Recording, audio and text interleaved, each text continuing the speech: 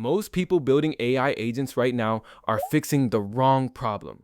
They keep chasing a smarter model, a bigger context window, a better prompt, and then they wonder why the thing still falls apart the second it has to do real work for more than a few minutes. The actual answer to why agents fail in production has almost nothing to do with the model. It has everything to do with the layer wrapped around it. That layer has a name now, and in 2026, it became the thing every serious AI team is obsessed with. It's called the agent harness. The fastest way to get what a harness is to look at what a raw model actually is. A model on its own is just a file, weights and numbers sitting on a disk. You feed it text, it predicts the next chunk of text. That's the whole job.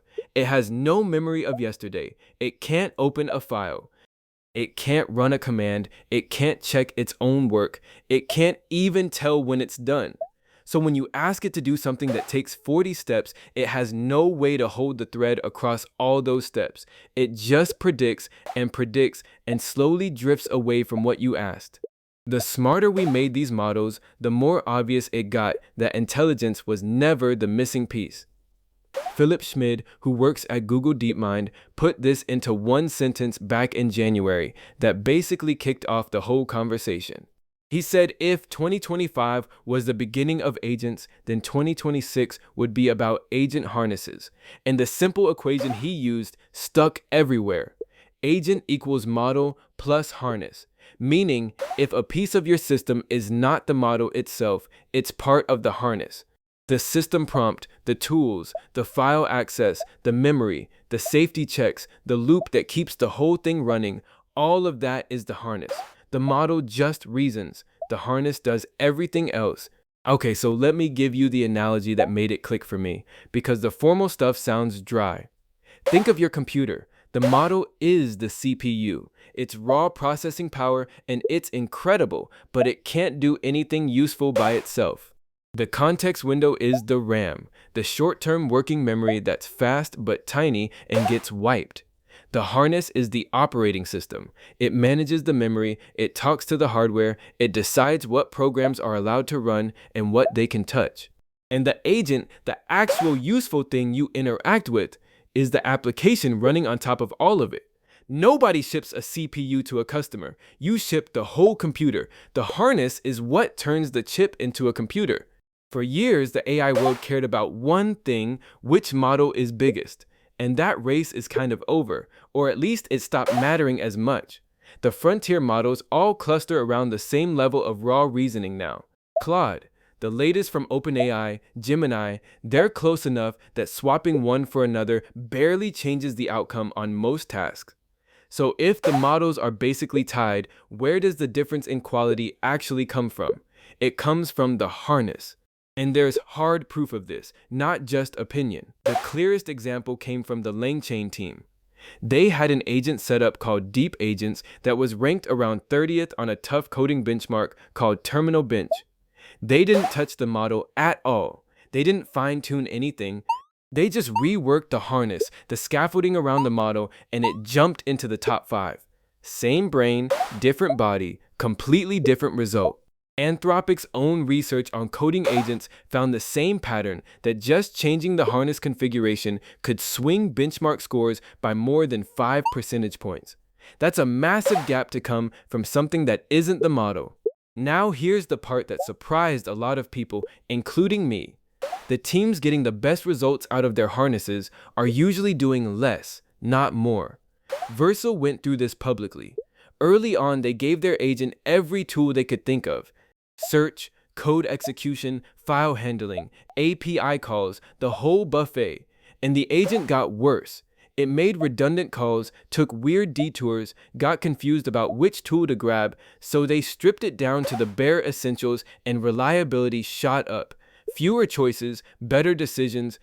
The lesson a lot of teams learned the hard way is that an agent with 50 tools performs worse than the same agent with 2 well-chosen ones.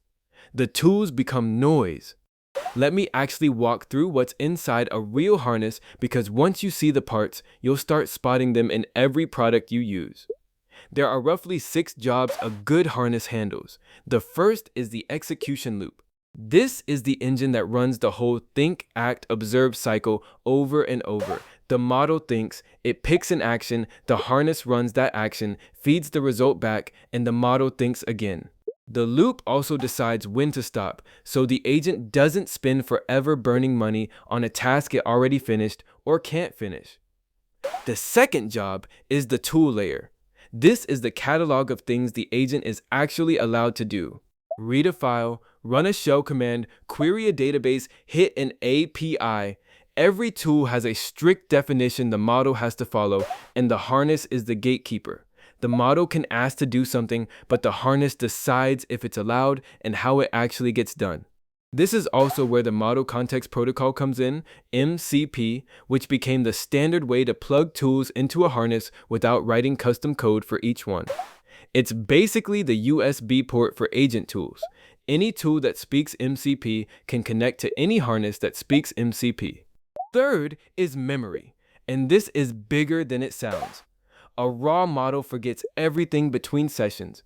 The harness fixes that by saving state to disk. So if the process crashes on step 30, the agent can come back, reload everything it did in steps 1 through 29, and pick up exactly where it left off. No starting over. The fourth job, closely related, is the context manager. As a session gets long, the conversation history balloons and the model starts losing track of the original instructions. The harness handles this with something called compaction, where it summarizes the older parts of the history to free up room while keeping the important stuff. This compaction piece got a lot of attention this year because of the Claude Code leak. In late March, Anthropic's coding agent accidentally had its source exposed through a published file, and people got to see how a top-tier harness actually works under the hood. It was over 500,000 lines of code. And one of the clearest things they found was exactly how compaction behaves. When the context hits around 95% full, the harness pauses, summarizes the whole conversation, and replaces the old history with that summary. The session keeps going, and you never even notice the interruption. But here's the catch that every builder needs to hear. Compaction loses things. When it summarizes, it keeps the current task, the recent errors, the file states, but it tends to throw away the instructions you gave at the very start, the rules about how you wanted things done, the decisions made along the way. So the practical fix that came out of all this is simple. Don't put your important rules in the chat. Put them in a memory file the harness rereads on every single turn.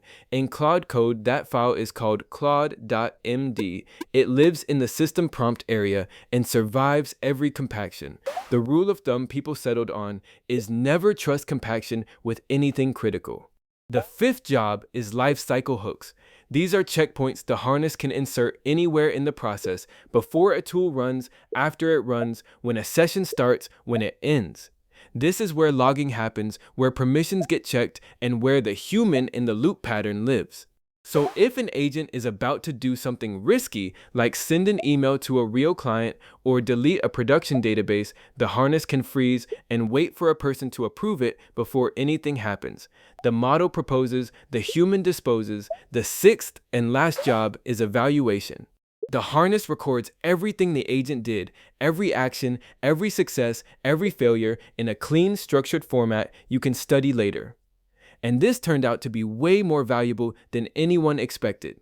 Schmid had another line that landed hard with the data crowd. He said the harness is the data set, and the real advantage is the trajectories your harness captures. Think about what that means.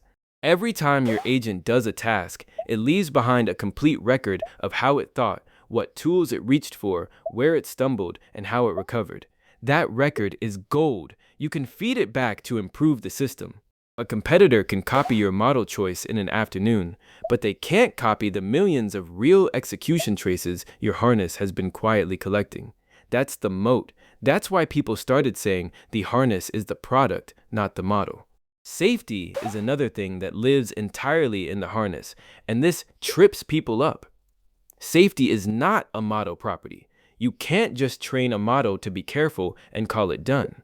A model will happily suggest running a command that wipes your whole drive if the situation lines up wrong. The harness is what blocks that. It runs the agent inside a sandbox, it has hard rules about which folders can be touched, it controls what the agent can reach on the network, it strips out sensitive personal data. One of the classic mistakes teams make is relying on prompt-only safety, basically asking the model nicely to behave instead of building real walls in the harness. The agents that survive contact with production have actual sandbox isolation, not good intentions. Let me ground all this in real products, because every coding agent you've heard of is really a harness story. Claude Code, like I mentioned, is that 500,000-line harness wrapped around the Claude model. OpenAI's Codex is another one, and there's a wild stat tied to it. A small team used the Codex harness to generate around 1 million lines of production code with zero handwritten code. The model didn't change. The harness made it trustworthy enough to ship that volume.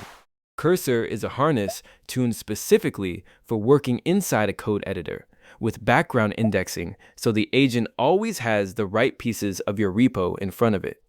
Devin from Cognition runs agents in isolated virtual machines with full snapshots so they can work with high autonomy.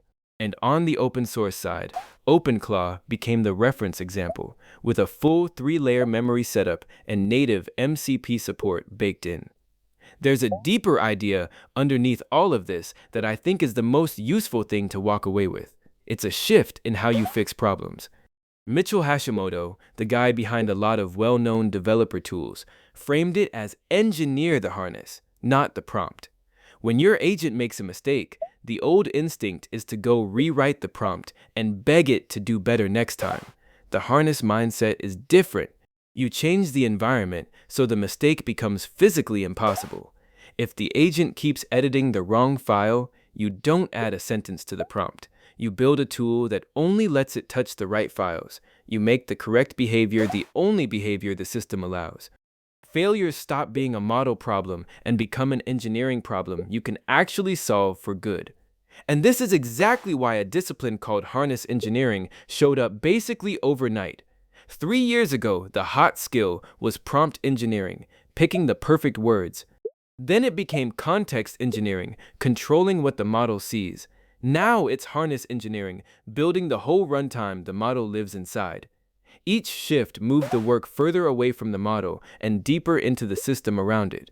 The best practices that emerged are pretty grounded.